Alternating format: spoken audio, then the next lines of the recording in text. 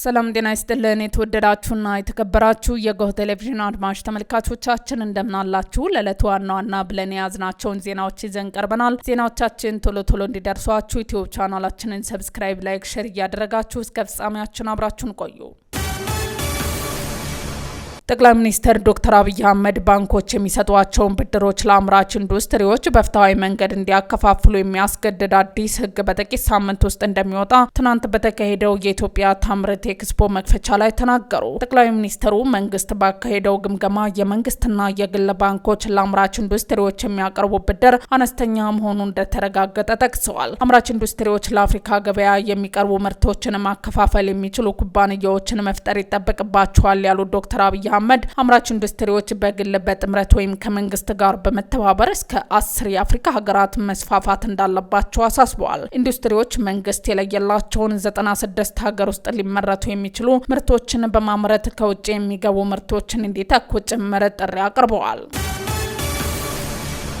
የትግራይ የእስልምና ጉዳዮች ጠቅላይ ምክር ቤት የሳውዲ አረቢያ መንግስት የሞት ፍርድ ለተፈረደባቸው ኢትዮጵያውያን ምህረት እንዲያደርግ ማምሻውን ባወጣው መግለጫ ጠየቀ። ይቅርታ ለበለጠ ሰላምና ለጠንካራ ወንድማማችነት መንገድ ይጠርጋል ያለው ምክር ቤቱ የሳውዲ አረቢያ መንግስት በእስልምናና በሰብአዊነት ስም ለስደተኞች ምህረት እንዲሰጥና ስደተኞቹ ደህንነታቸው ተጠብቆ ወደ አገራቸው እንዲመለሱ እንደሚያመቻች ጥሪ አቅርበዋል። የሀገሪቱ መንግስት ይህንኑ ምህረት ለኢትዮጵያውያኑ የሞት ፍርደኞች በመስጠት በእስልምና የተሰጠውን ይቅርታና የሰላም አስፈላጊነት ከግምት ውስጥ በማስገባት የሁለቱን ሀገራት ጥንታዊ ግንኙነት እንዲያድስና እንዲያጠናክር ምክር ቤቱ ጠይቋል። ምክር ቤቱ የመጀመሪያው የሙስሊሞች ሂጅራ ከሳውዲ አረቢያ ወደ ኢትዮጵያ መደረጉን በመግለጫው ላይ አውስቷል።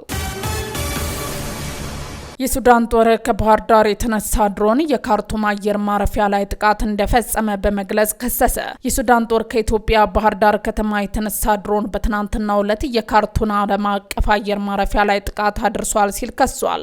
የተፈጸመው ቀጥተኛ ጥቃት በዝምታ አይታለፍም ያለው ሱዳን በኢትዮጵያ የሚገኙትን አምባሳደሯን ለምክክር መጥረቷን አስታውቃለች። በጀነራል አብዱል ፋታህ አልቡርሃን የሚመራው የሱዳን ጦር ይህንን ክስ ያሰማው ትናንትና ማክሰኞ ሚያዝያ 26 ቀን 2018 ዓ.ም በተሰጠው ጋዜጣዊ መግለጫ ነው። መግለጫው የሰጡት የጦሩ ቃል አቀባይ ብርጋዴር ጀነራል አሲም አዋድና የውጭ ጉዳይና የዓለም አቀፍ ትብብር ሚኒስተሩ አምባሳደር ሙሂ ኤልዳን ሳሌም የተባበሩት አረብ ኤሚሬቶችና ኢትዮጵያ ከጦሩ ጋር ለሚዋጋው የሱዳን ፈጥኖ ድራሽ ኃይል ድጋፍ እያደረጉ ነው የሚል ክስ አሰምተዋል። የጋራ መግለጫውን ያነበቡት የጦሩ ቃል አቀባይ የካርቱም ዓለም አቀፍ አየር ማረፊያ ላይ በተፈጸመው ጥቃት የተባበሩት አረብ ኤሚሬትስና ኢትዮጵያ መሳተፋቸውን ማስረጃዎች መኖራቸውን እንደተናገሩ የሱዳን መንግስት ዜና ወኪል ሱና ዘግቧል። የውጭ ጉዳይ ሚኒስተሩ አምባሳደር ሙሂ ኤልዲን ሳሌም በበኩላቸው ጥቃቱ የተፈጸመው ከኢትዮጵያ በመሆኑ በማስረጃ ተረጋግጧልም ብለዋል። የሱዳን ጦር ቃል አቀባይ ከአውሮፓውያኑ መጋቢት ወር ወዲህ ከኢትዮጵያ ባህር ዳር አየር ማረፊያ የተነሱ 3 ድሮኖች ዋይት ናይል፣ ብሉ ናይል፣ ሰሜን ኮርዶፋንና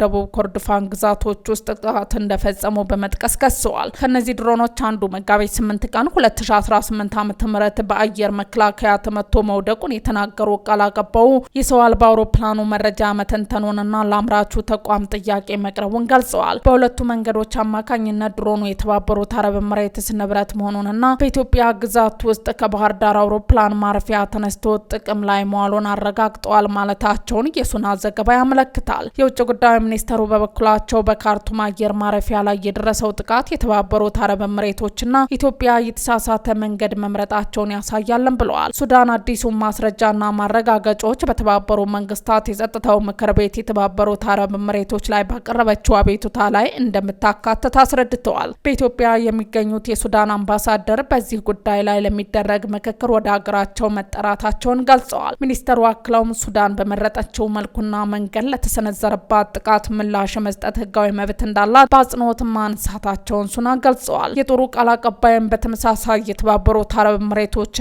ኢትዮጵያ ሱዳን ላይ ቀጥተኛ ጥቃት ፈጽመዋል፣ በዝምታ አይታለፍም ማለታቸውን ሮይተርስ የዜና ወኪል ዘግቧል። በተያያዘ ዜና ኢትዮጵያ በሱዳን መንግስት የተሰነዘረባትን ክስ ውድቅ አድርጋለች።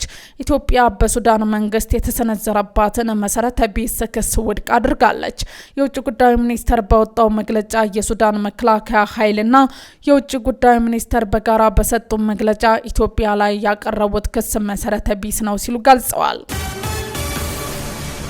የነዳጅ ዋጋ ጭማሪ አሳየ። የንግድና ቀጣናዊ ትስስር ሚኒስቴር ደብዳቤ የዓለም የነዳጅ ዋጋን መሰረት በማድረግ ከሚያዝያ 26 ቀን 2018 ዓ.ም ከምሽት 12 ሰዓት ጀምሮ የነዳጅ ምርቶች የችርቻሮ መሸጫ ዋጋ ላይ ጭማሪ መደረጉን አስረድቷል። በደብዳቤው በተገለጸው መሰረት በሌተር ነጭ ናፍጣ 180 ብር 46 ሳንቲም፣ ቤንዚን 167 ብር ከ50 ሳንቲም፣ ኬርሱን 320 ብር ከ66 ሳንቲም፣ ቀላል ጥቁር ናፍጣ 170 ብር ከ62 ሳንቲም፣ ከባድ ጥቁር ናፍጣ 167 ብር ከ37 ሳንቲም፣ የአውሮፕላን ነዳጅ 319 ብር ከ76 ብር ሳንቲም ከአንድ ወር በፊት በነዳጅ ምርቶች ላይ የዋጋ ጭማሪ መደረጉ ይታወሳል።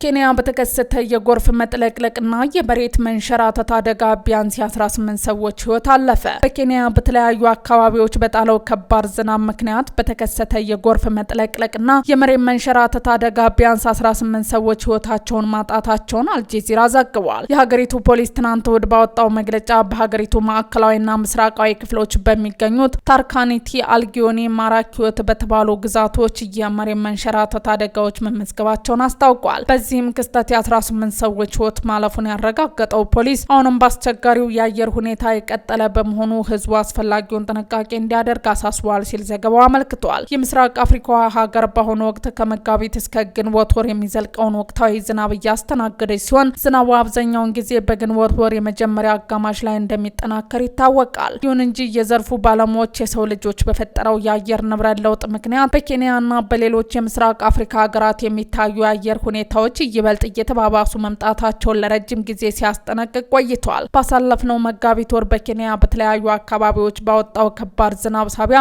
በተከሰተ የጎርፍ አደጋ ከ40 በላይ ሰዎች መሞታቸው ይታወሳል። በወቅቱ የሀገሪቱ ፖሊስ እንደገለጸው ከ26 በላይ የሚሆኑ ሰዎች ሕይወት ያለፈው በዋናዋ ከተማዋ ናይሮቢ ነው። ወንዞች ሞልተው በመፍሰሳቸው የተከሰተው ጎርፍ በዝቅተኛ ቦታዎች በማጥለቅለቅ ቤቶችን አፍርሷል፣ ተሽከርካሪዎችንም ጠራርጎ ወስዷል።